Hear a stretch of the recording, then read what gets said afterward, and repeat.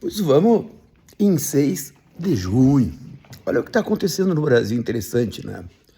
O Supremo Tribunal Federal retoma as discussões sobre a constitucionalidade do artigo 19 do Marco Civil da Internet. Qual é a discussão? O artigo 19 é constitucional ou não é constitucional? Pode o Supremo Tribunal Federal determinar um tipo de interpretação que produza um novo caráter normativo, ou seja, que produza um tipo de regramento próprio dos parlamentos, porque a capacidade de legislação, de normação geral é dada ao parlamento? Pode. Em que medida os poderes interferem um no outro, na medida em que exercem as suas competências? Essa é a discussão que está colocada no Senado, no Supremo Tribunal Federal.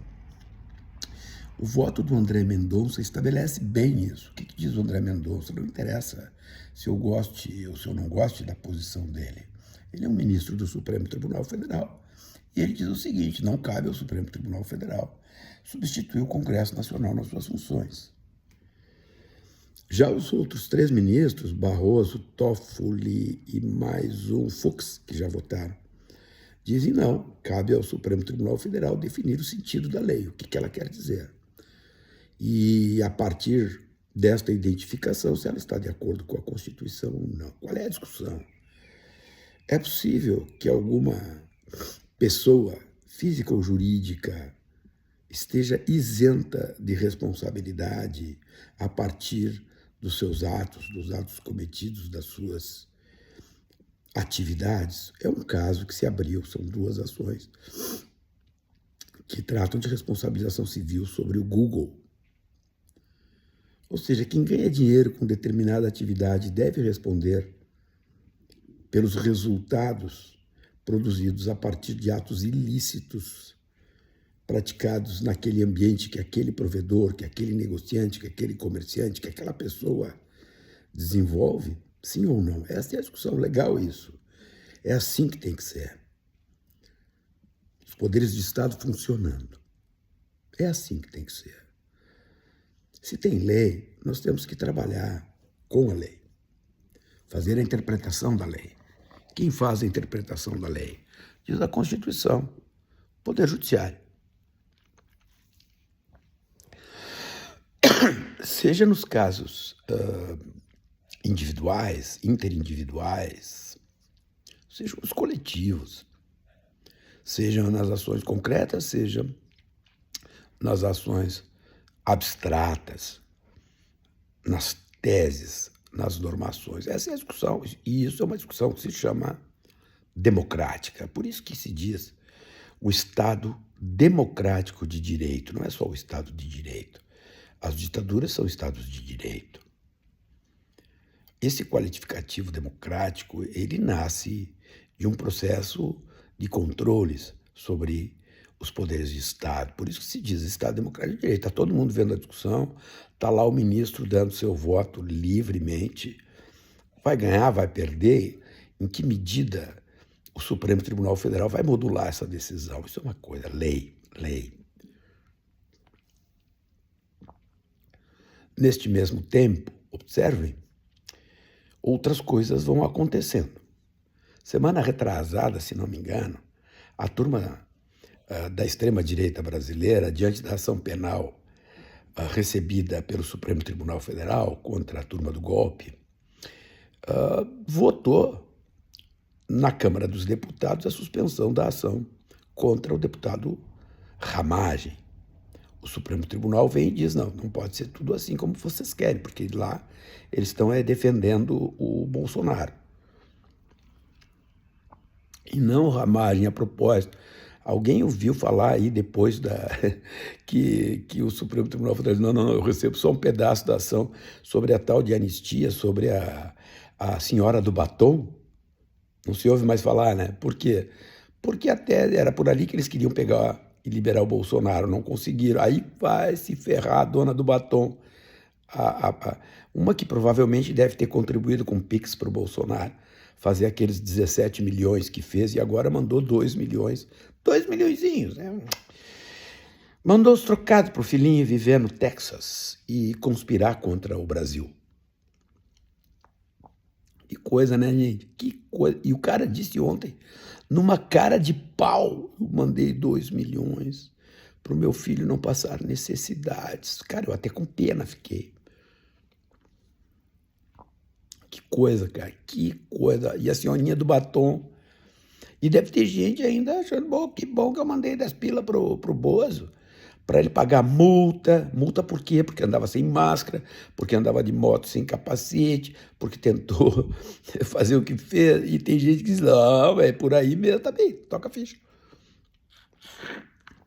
Mas voltando, então, o Brasil resiste democraticamente, com muitas dificuldades, resiste. As instituições estão funcionando, o Supremo está funcionando. Então, o Supremo está exercendo a sua função constitucional. Ao mesmo tempo, isso produz um contraste com os Estados Unidos. Nos Estados Unidos, a grande dificuldade que eles estão passando lá, com grandes riscos, é exatamente o não funcionamento do sistema. O sistema foi para o saco. Existe um teórico francês chamado Alexis de Tocqueville. Ele escreveu uma obra maravilhosa chamada A Democracia nos Estados Unidos da América, ou A Democracia na América, uma coisa assim, onde ele eleva a estruturação político-institucional americana ao máximo, e de fato era, quando ele escreveu isso. Ele se mudou, foi para os Estados Unidos, ficou 1, 2 anos lá, só para estudar o sistema americano.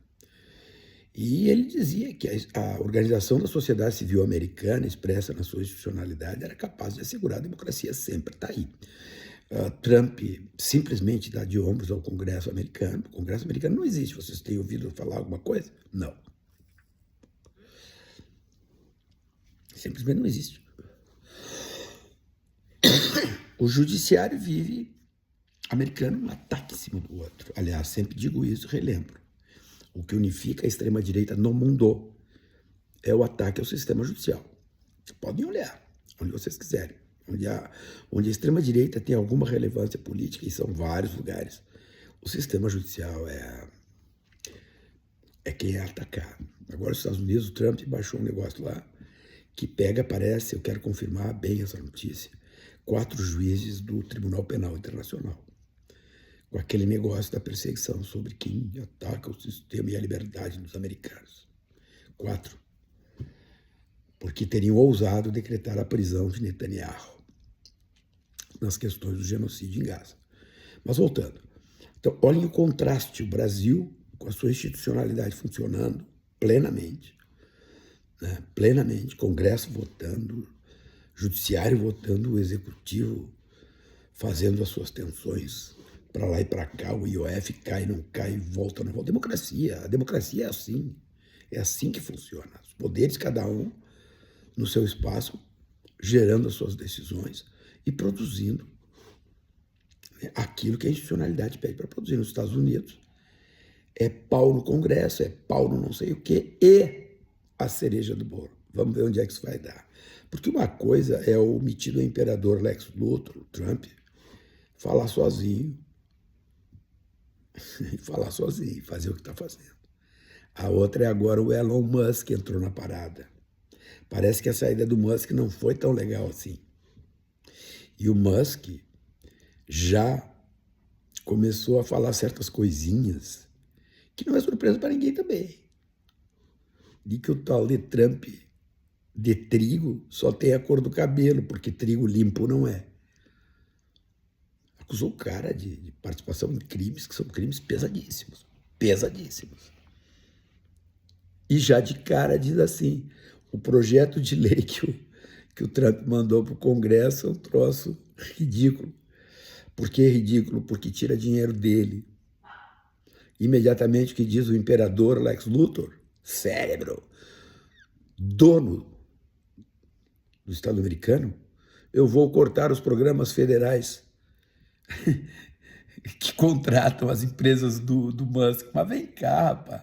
Claro que você admite que isso vem. O cara que diz que vai receber um avião de presente do Catar, tudo bem, né? Agora, vejam esse contraste. Reflitam sobre esse contraste Brasil-Estados Unidos.